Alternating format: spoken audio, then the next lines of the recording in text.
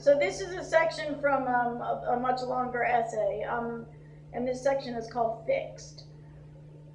Although he is usually a kind man, my husband nevertheless insists that an animal's worth is roughly equivalent to its edibility. If you can carve, slice, boil, or bake the beast, then it is generally welcome in our home, packaged and frozen or live and wild. But if the animal presents no potential for consumption of the gastrointestinal sort, then in my husband's mind, the life form is an excess weight on the world, an evolutionary glitch that serves no purpose except to clutter our already jam-packed planet.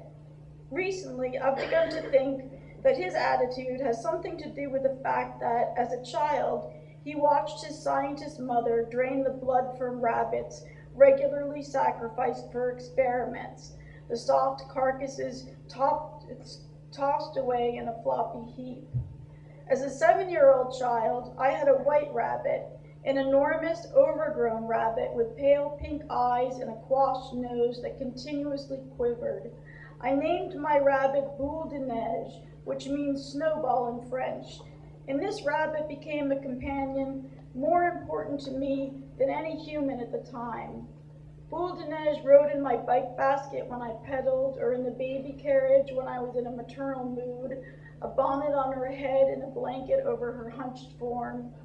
Boule de Neige learned to take a collar and a leash and hopped alongside me on the sidewalks. And although it seems impossible to believe now, she also learned a few commands, like sit and come, which she did, bounding to me when I called from across our lawn, her ears streaming backwards like braids, her huge floppy paws uplifted so I could see their undersides as she galloped, thick and soft as slippers. Boule de Neige got to know her name, and when tired, she lay her fragile, bony head in my lap, and I would stroke her skull and feel what a rabbit felt like, the hard head underneath the fluff of white fur, the seams where the plates had fused.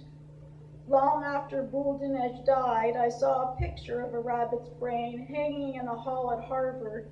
It was so tiny, truly a pea on a slender stem, barely big enough for dreams, never mind love. And yet the rabbit had loved me largely and well. Over the years, as I grew up, I came to understand that this was not the point. Whether animals can love or grieve or hope is far less important than the fact that they elicit these emotions in us. What I learned from Boule de Neige was that I can love and grieve and hope, and so it was that I grew into my humanity, traveling the tunnels dug for me by some small, dumb beast. I am an animal lover. I say this in no small way.